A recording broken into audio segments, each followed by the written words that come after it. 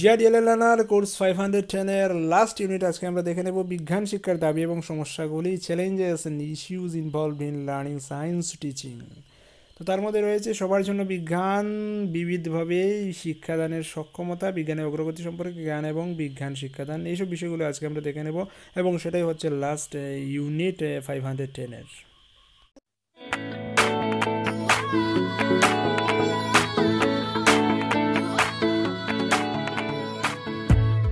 প্রথমেই বলছি NIS D.El.Ed থেকে বাংলাতে যে স্টাডি ম্যাটেরিয়াল ডাউনলোড করার জন্য দিয়েছে সেটা যদি আপনি না নিয়ে থাকেন সেটা নিয়ে নিন, আমি সেখান থেকেই দেখিয়ে দিচ্ছি। তো আমার বিশ্বাস যে সবাই নিয়ে নিয়েছেন, কারণ যারা ডিসকাশন ভিডিওগুলো ফলো করছেন তারা কিন্তু স্টাডি ম্যাটেরিয়াল নিয়েছেন বলেই সেখান থেকে দেখে দেখে শিখতে পারছেন। তো যাই হোক, 69 নাম্বার পেজে রয়েছি, 510 ব্লক 2 এর 69 নাম্বার পেজ। সেখানে একটা প্রশ্ন লিখবেন যে বিজ্ঞান ভিত্তিক সাক্ষরতার অর্থ কী। খুব ইম্পর্ট্যান্ট একটা কোয়েশ্চেন কিন্তু সেটা, যে বিজ্ঞান ভিত্তিক সাক্ষরতা কী। তো বিজ্ঞান ভিত্তিক সাক্ষরতা কী বা বিজ্ঞান ভিত্তিক সাক্ষরতার অর্থ কী, প্রশ্নটা লিখবেন। তার আনসারটা দেখতেই পাচ্ছে যে বিজ্ঞান ভিত্তিক সাক্ষরতা রয়েছে 69 নম্বর পেজে। বিজ্ঞান ভিত্তিক সাক্ষরতার অর্থ হচ্ছে যে ব্যক্তি জিজ্ঞাসা করতে পারে বা প্রশ্ন উত্তরের ক্ষেত্রে উৎসাহ রয়েছে, দৈনন্দিন অভিজ্ঞতা কাজে লাগিয়ে বৈজ্ঞানিক যে কোনো জিজ্ঞাসা থেকে তার সমালোচনা এবং তার প্রতি একটা দৃষ্টিভঙ্গি রয়েছে, বর্ণনা বা ব্যাখ্যা করতে পারে, তাকেই বিজ্ঞানভিত্তিক সাক্ষরতা বলা হয়। অর্থাৎ বিজ্ঞানসম্মত চিন্তাধারা, বিজ্ঞানসম্মত বর্ণনা, বিজ্ঞানসম্মত ব্যাখ্যা, বিজ্ঞানসম্মত দৃষ্টিশক্তি যাদের রয়েছে বা অভিজ্ঞতাকে কাজে লাগিয়ে বিভিন্ন প্রশ্নের উত্তর বুঝতে পারে বা জিজ্ঞাসা করার একটা সক্ষমতা রয়েছে, তাকেই বিজ্ঞানভিত্তিক সাক্ষরতা বলা হয়। তো একটু গুছিয়ে লিখে নেবেন সেটা। তারপর কিছু উদাহরণের মাধ্যমেও ব্যাপারটা বুঝিয়ে দেওয়া আছে, প্লাস্টিক, পাইলদণ্ড ইত্যাদি ইত্যাদি। তো এগুলো দেখবেন, আমি আর ডিটেল বলছি না। তারপরে যেটা প্রশ্ন, জাস্ট প্রশ্নগুলো এবং মেইন আনসারগুলো দেখিয়ে দিচ্ছি। এটা কিন্তু বিজ্ঞানভিত্তিক সাক্ষরতা যদি একটা শুধু ডেফিনিশন থাকে, ডেফিনিশন আমি যেটা বললাম ওইখান থেকে দিলেই হবে 69 নাম্বার পেজে। তো এটা ডেফিনিশন শিখলেই চলবে। পরের যেটা প্রশ্ন, যে শ্রেণীকক্ষের মধ্যে বিশেষ সুবিধাপ্রাপ্ত শিশুর ক্ষেত্রে কী রকমের ধারণা এবং বিভিন্ন পদ্ধতি নেবেন। তো আপনি শিক্ষক হিসেবে শ্রেণীকক্ষের মধ্যে বিশেষ সুবিধাপ্রাপ্ত শিশুর ক্ষেত্রে কী রকমের ধারণা বা পদ্ধতি গ্রহণ করবেন। তো তার আনসারটাও কিন্তু এই যে দেখতে পাচ্ছেন, সেটা হচ্ছে 71 নম্বর পেজে, বিশেষভাবে শিশুদের বিজ্ঞানভিত্তিক শিক্ষা বা teaching science to children with special needs.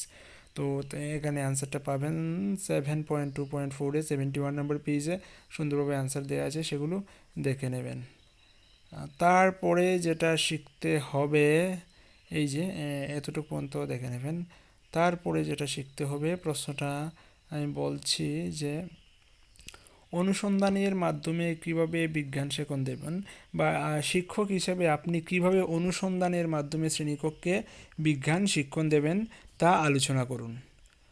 অনুসন্ধানের মাধ্যমে কীভাবে বিজ্ঞান শিক্ষণ দেওয়া যায় শ্রেণীকক্ষে, সেটা 74 নাম্বার পেজে রয়েছে, খুব সুন্দরভাবে বুঝিয়ে দেওয়া আছে। তারপর দেখুন যে একটা কথা লেখা আছে যে শিক্ষাদানে যে কোনো ধারণা বা পরীক্ষার নিদর্শন সুন্দরভাবে করা যায়, এবং কিছু সূত্র রয়েছে বা কিছু পাঠ রয়েছে যে মনোসংযোগ পাঠ্যক্রমে দিতে হবে, শিক্ষার্থীদের স্তর বিন্যাস করতে হবে, উপাদান সামগ্রী থাকতে হবে, সামগ্রীর মূল্য জানতে হবে, সময় উপস্থাপনের জন্য সময় নির্ধারণ করতে হবে, শিক্ষার্থীদের অংশগ্রহণ করাতে হবে এবং বিচার্য বিষয়গুলো রয়েছে, কিছু বিষয়গুলোকে বিচার করে ওদের কাছে উপস্থাপন করতে হবে। এইসব বিষয়গুলো সুন্দরভাবে দেওয়া আছে 74 75-এ, দেখে নেবেন। তারপরে যেটা দিয়েছে দেখুন যে দক্ষতা, সেটা কিন্তু জানতে হবে, সেটা কোনো প্রশ্ন নয়। দক্ষতা দেখুন যে পদ্ধতির দক্ষতা রয়েছে, মিশ্র চিন্তার দক্ষতা রয়েছে। তো পদ্ধতির দক্ষতাগুলি কী কী? পদ্ধতির দক্ষতাগুলি হচ্ছে পর্যবেক্ষণ, মাপ, শ্রেণীবিন্যাস, শনাক্তকরণ ইত্যাদি ইত্যাদি। তারপর মিশ্র চিন্তার দক্ষতা কি? মিশ্র চিন্তার দক্ষতা হচ্ছে তুলনা করা, সাদৃশ্য খোঁজা, বিচার শক্তি বা সমস্যার সমাধান ইত্যাদি ইত্যাদি। তো এগুলো জাস্ট একটু দেখবেন। তারপরের যে প্রশ্নটা আপনাকে শিখতে হবে সেটা হচ্ছে, দেখে নিচ্ছি সেই প্রশ্নটা।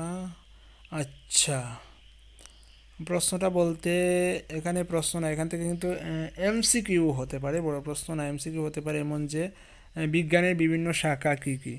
তো বিজ্ঞান মৌলিক বিজ্ঞান হতে পারে, প্রয়োগমূলক বিজ্ঞান হতে পারে। তো মৌলিক বিজ্ঞানের মধ্যে কী কী জিনিস রয়েছে? পদার্থবিদ্যা, রসায়নবিদ্যা, জীববিদ্যা রয়েছে। তো নিচের কোনটি মৌলিক বিজ্ঞানের অংশ নয় বলে একটা প্রশ্ন হলো। মনে করুন যে একটা এমসিকিউ হলো যে নিচের কোনটি মৌলিক বিজ্ঞানের অংশ নয়। অপশন এ পদার্থবিদ্যা, অপশন বি রসায়নবিদ্যা, অপশন সি জীববিদ্যা, অপশন ডি পরিবেশবিদ্যা। তো এক্ষেত্রে কিন্তু পরিবেশবিদ্যা মৌলিক বিজ্ঞানের অন্তর্গত নয়। তারপর দেখুন প্রয়োগমূলক বিজ্ঞান রয়েছে। এগুলো বিজ্ঞান দেখলাম যে মৌলিক বিজ্ঞান দেখলাম, পদার্থবিজ্ঞান, রসায়ন বিজ্ঞান এবং জীববিজ্ঞান। তারপর প্রয়োগমূলক বিজ্ঞান রয়েছে। প্রয়োগমূলক বিজ্ঞানকে আবার তিনটা ভাগে ভাগ করা হয়েছে: যন্ত্রবিদ্যা, চিকিৎসাবিদ্যা, পেশাগত বিদ্যা। তো যন্ত্রবিদ্যার মধ্যে কী কী রয়েছে? যন্ত্র সম্বন্ধীয় বাস্তুকার, ইলেকট্রনিক্স, কম্পিউটার, বৈদ্যুতিক জিনিসপত্র। চিকিৎসাবিদ্যার মধ্যে রয়েছে অ্যালোপ্যাথি, হোমিওপ্যাথি, ভেষজ চিকিৎসা ইত্যাদি। পেশাগত প্রয়োগ বিজ্ঞানের মধ্যে রয়েছে যে ইলেকট্রিক্স, মিস্ত্রি, বিস্কুট কারখানা, ছাপা কারখানা ইত্যাদি ইত্যাদি। তো এগুলো একটু জেনে রাখতে হবে এমসিকিউ এর জন্য। তারপর যে জিনিসটা জানতে হবে সেটা হচ্ছে গিয়ে বহুমুখী মাধ্যমে শিক্ষাদান শিখন প্রক্রিয়া বা use of multimedia in teaching learning process. আপনি টিচিং লার্নিং প্রসেসে মাল্টিমিডিয়া কীভাবে ব্যবহার করবেন, বা বহুমুখী মাধ্যম শিক্ষাদানের ক্ষেত্রে আপনি বহুমুখী মাধ্যম কীভাবে ব্যবহার করবেন লিখুন। প্রশ্নটা এমন হতে পারে যে শিক্ষাদানের ক্ষেত্রে আপনি মাল্টিমিডিয়া বা বহুমুখী মাধ্যম কীভাবে ব্যবহার করবেন তা লিখুন। তো সেটা 82 নাম্বার পেজে পাবেন, একটু জাস্ট দেখে নেবেন। আচ্ছা, তো সেটা কতটুকু দেখবেন? বিভিন্ন বিষয়ে লেখা আছে, কম্পিউটার বা প্রজেক্টার বা স্যাটেলাইট, এডুকেশনাল স্যাটেলাইট। আচ্ছা, এখান থেকে কিন্তু একটা এমসিকিউ হতে পারে যে এডুসেট, কৃত্রিম স্যাটেলাইট এডুসেট কবে স্থাপিত হয় বা কবে সেটা কাজে আসে? তো 20 সেপ্টেম্বর 2008 সালে কৃত্রিম স্যাটেলাইট এডুসেটকে স্থাপন করা হয়। সেটা হচ্ছে গিয়ে শিক্ষা সংক্রান্ত তথ্য উপস্থাপন করার জন্য।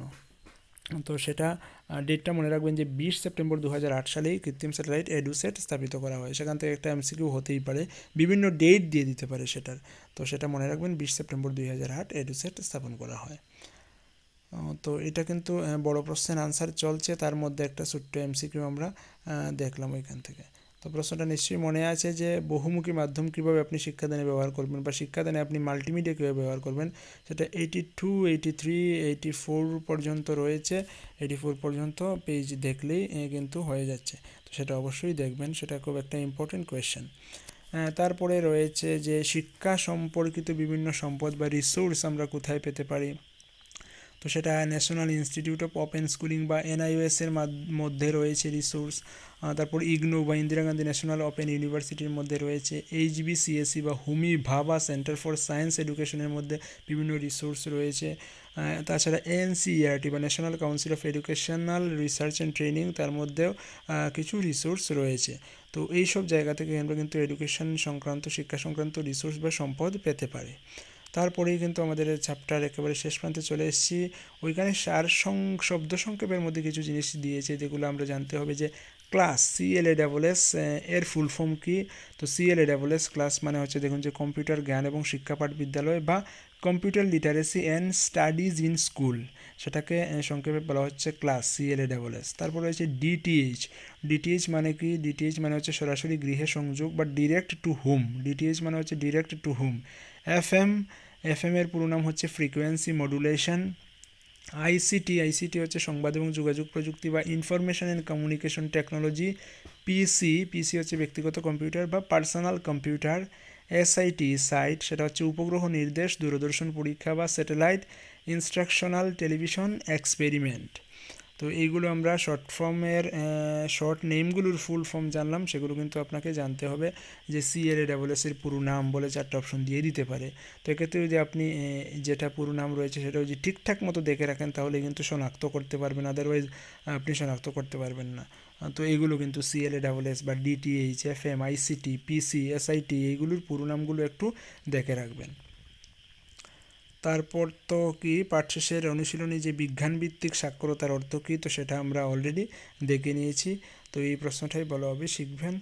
তো 510-এর ডিসকাশন কিন্তু আজকে আমরা কমপ্লিট করে নিলাম। 7টা ইউনিট ছিল, আজকে আমরা 7 নাম্বার ইউনিট দেখলাম এবং তার সাথে 510-এর ডিসকাশন কমপ্লিট হয়ে গেল।